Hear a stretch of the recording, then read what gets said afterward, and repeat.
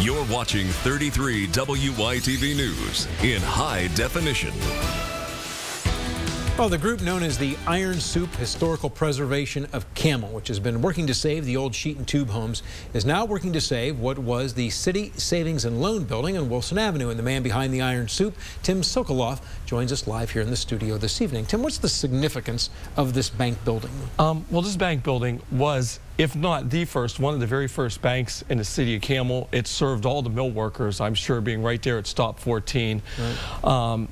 And it was kind of a epicenter for economic activity during the first stages of the Industrial Revolution, actually. Yeah, you're probably right. We have some pictures that we can actually show you of what the building looks like. Why don't you narrate them a little bit, Tim? You can see them right there in the monitor. What are we looking at here? Well, this is the front shot of the building. On the left-hand side, you would have had the bank itself, and on the right-hand side was Esquire Cleaners at one point in time. Upstairs was the offices for the Steelworkers Union, UAW. The president's name is still on the door there, and there were offices for the mills, and there was a dentist's office and a couple other things up there. Now, they have some interior shots, I believe. There's another exterior shot. This is actually looking up Robinson Road, isn't it? That would be looking down Wilson Avenue. Oh, down Wilson Avenue, okay. And then this is where the bank was. This is the bank side. What kind of shape's it in? It's actually not in bad shape. It's in very salvageable condition. What are you hoping to do with it? We are going to save the building, reclaim it, clean it up, and we're going to start having fundraising events in there.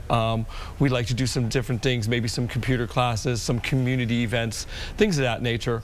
Bring awareness to our city's history. Also, we found that saving historical sites, having historical districts, brings economic prosperity, it brings jobs, it brings tourism, it helps communities.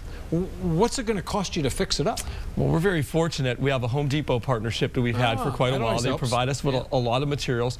All our labor right now is volunteer labor, so we don't have the cost that a commercial developer would have to go through to do renovations. When you're getting 90% of your materials on a donation, and you're getting your labor, most of it, at no cost. People who just want to help the city and help the community, it helps tremendously. Now, you're having an event at the bank on Sunday. Talk about that a minute. We have photographers, videographers, artists, and people interested in the building, and people from the community coming out. They're going to tour the building. They're going to photograph it the way it is now before we begin the renovation and restoration efforts, and just kind of learn about more of what we're doing and what we plan to do in the future. Now, you're working on this bank building. You're working on the sheet and tube homes. I'm sure there's a lot of other structures in Campbell. Any others that you want to tell us about that you'd really like to get your hands on? Our city has monumental history. The original sheet and tube hospital is right across from the bank building. That's something we'd like to look at somewhere in the future. It's a very important piece of our city's history, of the mill's history, of the Industrial Revolution's history.